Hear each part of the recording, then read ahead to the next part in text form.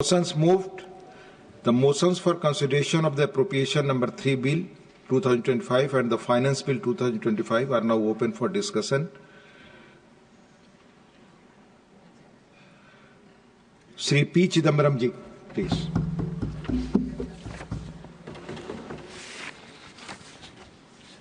Honorable Deputy Chairman, the budget for 2025-26 was presented 8 weeks ago. Today, nobody talks about the budget because, as we pointed out in that debate, it did not help anybody except the 3.2 crore income taxpayers.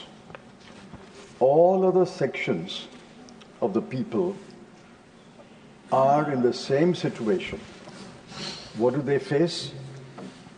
We have pointed out several times, and the Lok Sabha also pointed out in the debate on the finance bill.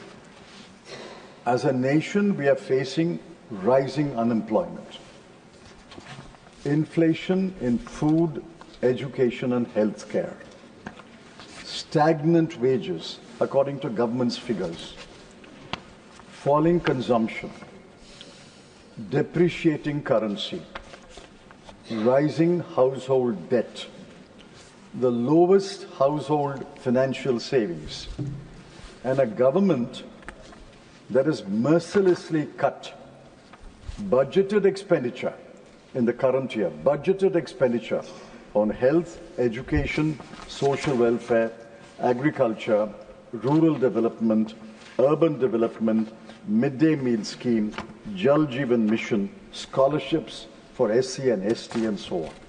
These figures cannot be contradicted, and they were not contradicted because the figures are printed in the budget papers. We asked several questions, and I'm sorry to say we got no answers. Actually, the budget has vanished without a trace.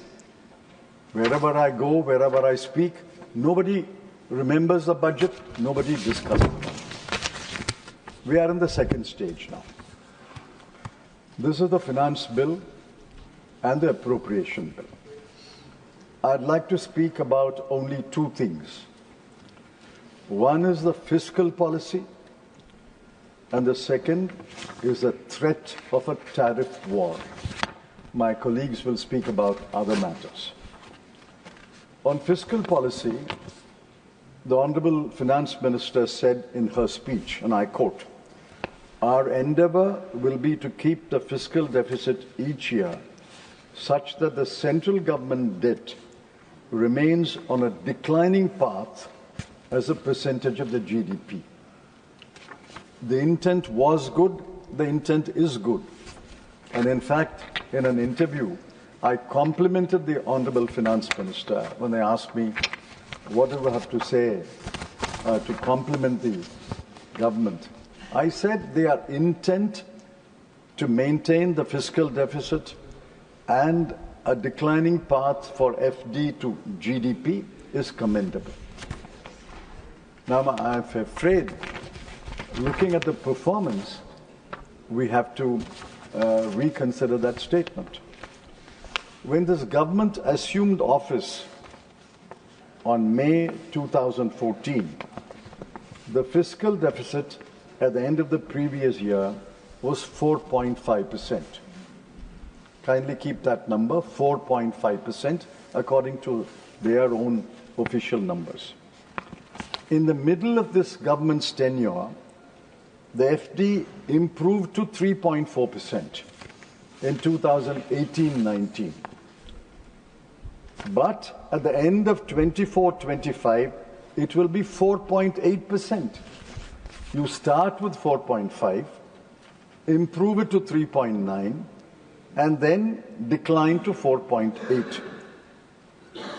So effectively, the country's economy is back to where it started. The government, of course, will say COVID happened. I agree. COVID did dent the economy of the country. But every government faces crisis.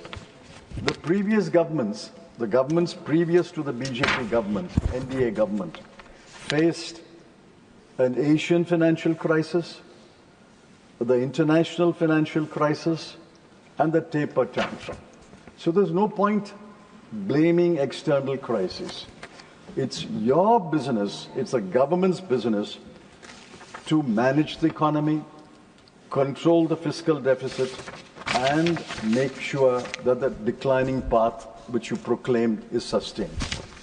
So on fiscal policy, I'm afraid I have to give the government a very low pass.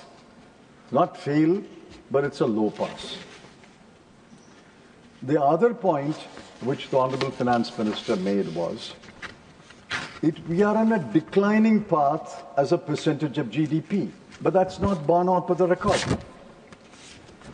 According to the fiscal policy strategy statement laid by the Honorable Finance Minister on the floor of Parliament, the debt to GDP ratio will be 57.1% in 2024-25. 57.1. When they assumed office, it was 51%. It worsened to 61.4%. Compared to 61.4, 57.1 is certainly a declining path. But compared to 51% debt to GDP, when they assumed office, we are worse. The claim of a declining path is wrong. It rose, declined. There's no guarantee it will continue to decline. It may happen as it happened 4 years ago. It may rise again. The fiscal policy is correct, but the claim that the debt to GDP is on a declining path is hopelessly wrong. On this count, the government's grade is fail with a capital F. On the fiscal policy strategy statement, I read it more than once. I didn't find any policy strategy. For the present, I shall not say more than this. Unless the gross tax revenue to the GDP improves beyond 12%, you can't have a fiscal policy. Now, what is the record of this government? For the last 10 years, mark my words, sir, for the last 10 years, the gross tax revenue, GTR, to GDP is stuck between 11.15% and 11.64%. For 10 years, it is stuck in this narrow groove. Despite amendments to the Income Tax Act, despite redoubling efforts to raise revenue, despite tweaking the GST, the gross tax revenue stuck between 11.15 and 11.64 for 10 years. So what is the confidence this government gives us that the GTR to GDP will rise and therefore we can have a fiscal policy? Without revenues, you cannot have a fiscal policy. I'm afraid I cannot find any fiscal strategy in the fiscal policy statement. In the section on indirect taxes, the Honorable Finance Minister mentioned several things. For example, removal of 7 tariff rates, concessional duty on life-saving drugs, the reduction of basic duty on critical minerals, the tariff increase on knitted fabrics, exemption to 35 capital goods, some steps to promote exports, and some other measures. So far, so good. What she mentioned is so far, so good. But what did she not mention in the speech? Is it because they were not important? Or is it because, for the sake of brevity, she omitted them? I'm skeptical, sir. Because what she failed to mention were crucial matters. In 17 chapters of the Customs Tariff Act, the FM has made significant reductions in basic duties. Thank God, at long last, the government is giving up protectionism. We have screamed from the rooftops, protectionism is not the way to protect the economy. They are mixing up protectionism and patriotism. We can be patriot, but you don't have to follow protectionism. Protectionism is the antithesis of free trade. That is the first lesson in trade economics. Protectionism is the antithesis of free trade. It is a wrong policy. Dr. Panagaraya said it's a wrong policy. Dr. Jagdish Bhagwati said it's a wrong policy. Niti Aayog said it's a wrong policy. It fell on deaf ears. What we say, of course, always falls on deaf ears. But their own Niti Aayog, their own vice chairman said protectionism is wrong. Finally, they moved away from protectionism. How protectionist is our economy? According to the WTO, India's simple average final bound tariff is 50.8%.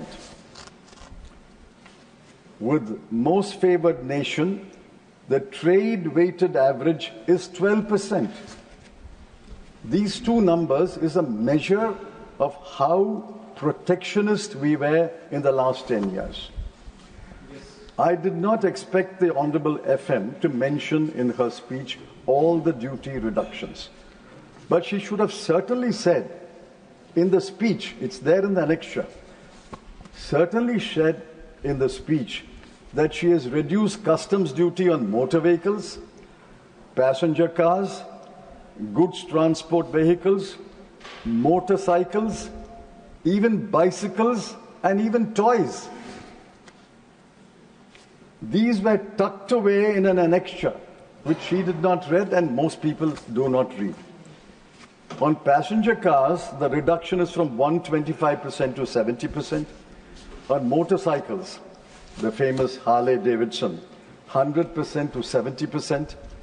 On bicycles, the reduction is from 35 to 20. On toys, the reduction is from 70 to 20.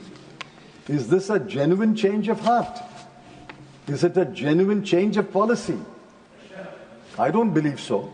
I think this is the effect of Mr. Donald Trump. The Trump effect has forced the government to reduce these duties. Finally, sir, I want to speak about the elephant in the room. The elephant in the room is tariffs. And there's a lot of discussion on tariffs. President Trump has made it clear that he will launch a tariff war on April 2. He's made it clear to no less than the Honorable Prime Minister. When Mr. Modi protested, he said, I don't care, I will impose tariffs on India. If he presses tariffs on India on April 2, what is the government's response? What is India's response? There has been no statement of policy, no discussion in Parliament, no consultation with opposition parties. The government is holding its cards close to its chest, if it has any cards at all. Contrast the openness of the Prime Minister of Canada. The Prime Minister of Canada, Mark Carney, his approach is a mark of democracy, transparency. Now, the Honorable Finance Minister announced some tariff reductions on February 1 in the budget. Obviously, Mr. Trump is not satisfied. The digital service tax of 6% was withdrawn on Tuesday. Newspaper reports say that more tariff concessions are under discussion. In his interview to the podcaster, the Prime Minister lavished fulsome praise on Mr. Modi. Now, first they tried concessions on February 1. Mr. Trump was not satisfied. They tried flattery. He doesn't seem to be satisfied. If concessions and flattery have failed, and if tariffs are going to be imposed on our exports on April 2, I want to know what is the government's response.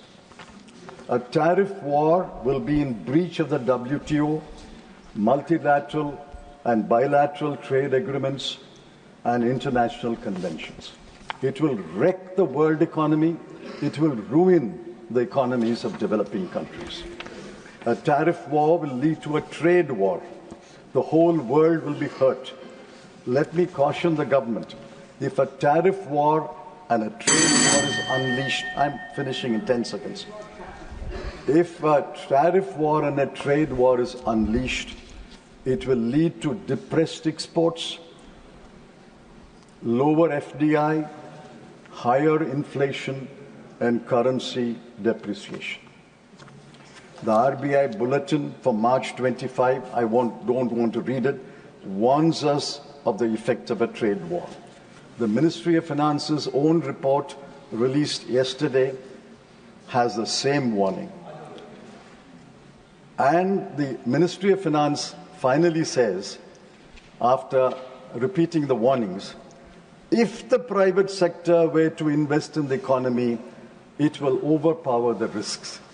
They've been saying that for the last 3 years. The private sector is not investing. I am saying there are sane voices in the world.